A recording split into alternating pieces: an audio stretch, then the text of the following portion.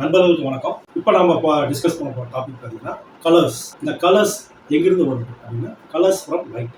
White லைட்லேருந்து தான் நமக்கு வந்து கலர்ஸ் கிடைக்கும். ஒயிட் லைட்டை நம்ம டிஃப்யூஸ் பண்ணி அதை டிஃப்ராக்ஷன் பண்ணி பிரிக்கும் போது தான் நமக்கு வந்து கலர்ஸ் வந்து கிடைக்கும். ஓகே, இந்த ஒயிட் லைட் எங்கிருந்து கிடைக்கும் பார்த்தீங்கன்னா சன்லைட்லேருந்து நமக்கு கிடைக்கும். சன்லைட்லேருந்து வரக்கூடிய ஒயிட் லைட், அதாவது சன்னில் பார்த்தீங்கன்னா 100லேருந்து 1000 நானோமீட்டர் வரைக்கும் வேவ் லென்ஸ் வந்து சன்லேருந்து பூமியை நோக்கி வருது. இதில் நமக்கு கண்ணுக்கு புலப்படக்கூடிய வேவ் லென்த் பார்த்தீங்கன்னா 400 to 750 நானோமீட்டர்ஸ் மட்டும்தான் நம்ம கண்ணுக்கு புலப்படும். இதில் இருக்கக்கூடிய இதை வந்து பிரிக்கும் போது தான் வந்து நமக்கு கலர்ஸாக கிடைக்கும். யுப்கியா அப்படின்னு இல்லையா, 400ங்கிறது வந்து வயலட்டு, அதுக்கப்புறம் ப்ளூ, எல்லோ, ஆரஞ்சு, ரெட், கடைசியாக வந்து ரெண்டு. இது போய் ஒரு பொருள் மேலே படும்போது அது எதெல்லாம் அப்சர்வ் பண்ணிட்டு மீதியை வந்து ரிஃப்ளெக்ட் பண்ணுதோ அதுதான் வந்து நமக்கு கலர்ஸாக கிடைக்கும். சரி, ஓகே, இந்த லைட்டு வந்து என்ன, லைட்னா என்ன அப்படின்னு பார்த்தோம்னா it is a electro magnetic wave. அதாவது எலக்ட்ரிக் ஃபீல்டு பார்த்தீங்கன்னா அப் அண்ட் டவுனாக வேவ்ஸ் வந்து இதாகும், அப் அண்ட் டவுனாக வந்து மூவ்மெண்ட் இருக்கும். இதே மேக்னெட்டிக் ஃபீல்டு பார்த்தீங்கன்னா சைட் வைஸ் மூவ்மெண்ட். இது வந்து வேவ்ஸ் அப்படிங்கும்போது பார்த்தீங்கன்னா இது ஃபார்வர்ட் டைரக்ஷனில் அலைநீளம் பொறுத்து வந்து மூவ் ஆகும்.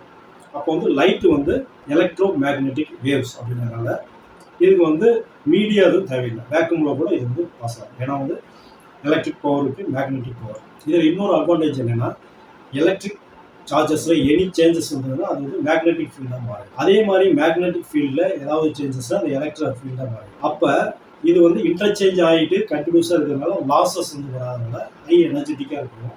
ப்ளஸ் வேவ்ஸ் இருக்கிறதுனால ஃப்ரண்ட் நோக்கி பாயறதுனால ஹை ஸ்பீடில் எந்த மீடியாவும், அதாவது ஏரோ வாட்டரோ எதுவுமே இல்லாமல் வேக்யூம் கூட இது வந்து ஸ்பீடாக வந்து ட்ராவல் பண்ண முடியும் பிகாஸ் ஆஃப் இந்த ஸ்ட்ரக்சர். அதனால தான் சன்லேருந்து நமக்கு வந்து வரக்கூடிய லைட் வந்து குயிக்காக வந்து பூமியை நோக்கி வந்து சேருது. இதில் பார்த்தீங்கன்னா லைட், அதாவது ஒரு ஸ்பீடை வந்து கால்குலேட் பண்ணணும், ஹை ஸ்பீடை வந்து கால்குலேட் பண்ணணும். நார்மலாக ஒரு கார் போகுதுன்னா கிலோமீட்டர் பர் ஹவர்னு சொல்லுவோம்.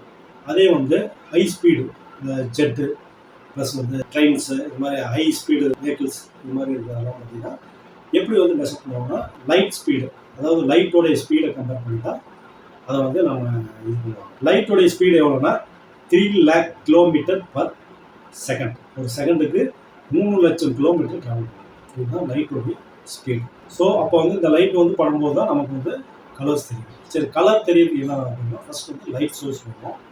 அடுத்ததாக ஒரு பொருள் இருக்கும். அந்த பொருள் மேலே போய் லைட் படும்போது அந்த பொருள் வந்து என்ன பண்ணுன்னா தனக்கு தேவையான வேவ் லென்த் உள்ள அலைகளை வந்து அதை வந்து அப்சர்வ் பண்ணிட்டு தேவையில்லாததை எமிட் பண்ணும். அது என்ன கலரை எமிட் பண்ணுதோ அந்த கலராக அந்த பொருள் வந்து தெரியும். அப்போ வெளிவிடக்கூடிய அந்த ரிஃப்ளெக்ட் ஆகக்கூடிய வேவ்ஸ் வந்து அப்சர்வ் பண்ணுறதுக்கு ஒரு அப்சர்வர் இருக்கும். இப்போ ஒரு கலரை பார்க்கணும்னா லைட் சோர்ஸ் இருக்கணும், சப்ஸ்டன்ஸ் இருக்கணும், ப்ளஸ் வந்து அப்சர்வர் இருக்கணும். இது 3 இருந்தால் தான் வந்து நாம் வந்து லைட் ஒரு கலரை வந்து நம்ம ஃபீல் பண்ணணும். அடுத்ததாக பார்த்திங்கன்னா இந்த கலர்ஸ் வந்து வார்ம் கலர்ஸ் இருக்கிறாங்க, கூல் கலர்ஸ் இருக்கிறாங்க, நியூட்ரல் கலர்ஸ் இருக்கிறாங்க. இதெல்லாம் என்ன, இதுக்கு என்ன டிஃப்ரென்ஸ், இது வந்து அடுத்து வரக்கூடிய நம்ம வீடியோவில் நான் டீட்டெயிலாக உங்களுக்கு